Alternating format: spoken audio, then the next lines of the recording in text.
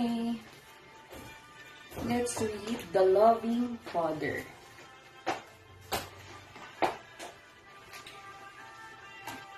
Jesus told another story about being lost and found again. This one is about a father and a son. In this story, the loving father had two grown-up sons. One day, the younger son came up to him and told him that he wanted to leave home. The son said, "Father, give me the money I am supposed to inherit when you are no longer living. Let me have it now. I want to go and live somewhere else and enjoy the life on my own." The loving father was kind and gave him what he asked for. The son took the money and hurried away from his father's house to live in another country. In the beginning, things went well. He made many new friends, and his life was fun and easy.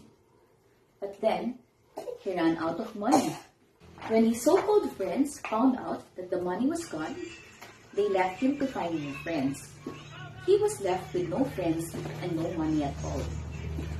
The son took a lowly job feeding pigs. He was so hungry he wanted to eat the food he was giving to the pigs. He was miserable. He had nothing left, but he was afraid to go back to his father. Yes, because he had disappointed him by spending all of his money. Lucas, listen. Di lagi maminaw si Ludo. But one day, he said to himself, "Tomorrow, I will go back to my father.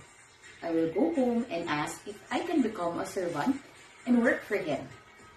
The servants who work for my father have more food than I have. Can it get worse?"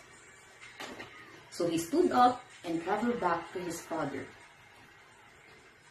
As he was on his way home, he wondered how his father would react at seeing him. Was he going to ask him to leave his house again? Would he be willing to accept his suggestion to work for him as a servant?